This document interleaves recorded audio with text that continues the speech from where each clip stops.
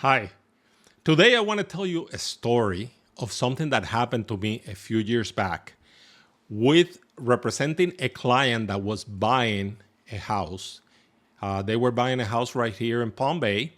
And the story is interesting because, first of all, it's incredible, but you'll see what happens. But in it, there's a lesson because, and the lesson is that there's a lot of things that happen as realtors.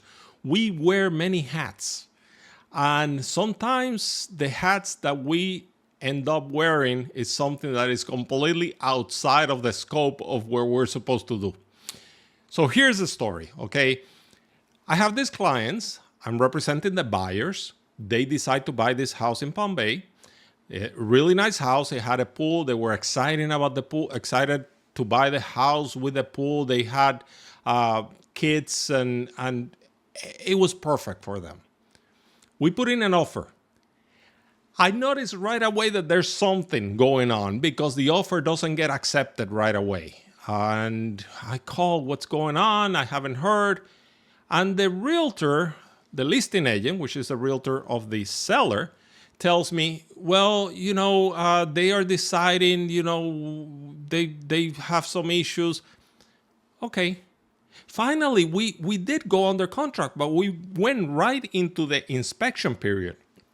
During the inspection period, we found out some things that were not right with the house that we needed fixed. So I prepared an email that I sent and explaining and started the negotiation. And they do not want to budge. They are going on, and they are going back and forth. It ends up that the couple that owned the house were getting a divorce.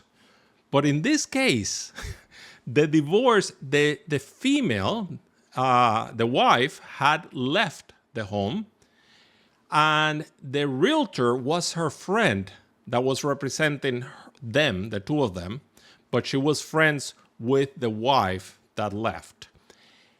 The husband was still living in the house, and he had no intention of moving. He was being forced to move out. Now, this is a story. Everything, we end up going back and forth, but we settled everything with the inspection and we move forward. The loan gets approved. We get to closing. Everything is approved. We're at closing. The day of closing, okay, we have to do what is called a walkthrough.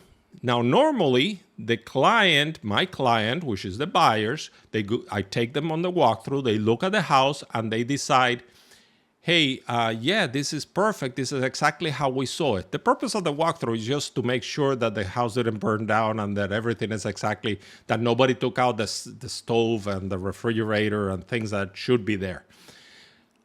But that particular day, and this was a blessing in disguise, my clients were not able to make it to the walkthrough. They were very tight. They had to work that morning and they were going to go directly to the closing. They asked me if I could do the walkthrough myself. I'm usually reluctant to do that because I like the buyers to be there. But I said, that's fine. I'll even take some video of the house and I'll let you know that, that everything, I'm sure everything is fine. No, it was not. I got there. All of the things, the belongings, the furniture, everything was still in the house. You're supposed to empty everything before the closing. And the house is supposed to be broom clean and, it's just checking that everything is okay. No, everything was there. I'm like, oh my God, what are we going to do? We're going to have to delay. I call the listing agent and say, hey, this is what's going on. She starts screaming, she's upset, and she's like, that guy, he was supposed to empty all of that. He was supposed to be out of there. I don't know what she did. I don't know who she called, but the point was, all of a sudden, I see this car like driving like crazy up the driveway, stops, and gets out of the car and comes running to me to fight me. He was ready to punch me. Who are you? You're the one that called. I'm like, whoa, whoa, whoa, hold on. What's going on? He was upset and he was yelling and screaming, and I had to calm him down. And all of a sudden, this is what I was telling you, to wear different hats. I had to become a counselor. I had to become somebody else. And I spent an hour. We sat down, I remember, on the driveway, right on the ground. And we were talking, and I started calming him down. I told him that I myself had gone through a divorce, which I did many years ago. And, it's a difficult situation, and I sympathize. And he started crying, and he was telling me what he was going through.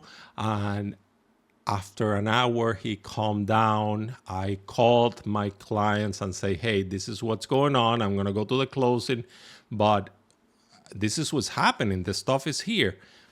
The owner, he had finally said he had some friends, he can get them to help move the things out. And even my buyer said, don't worry about it. We're going to close. We'll help him move some of the stuff out.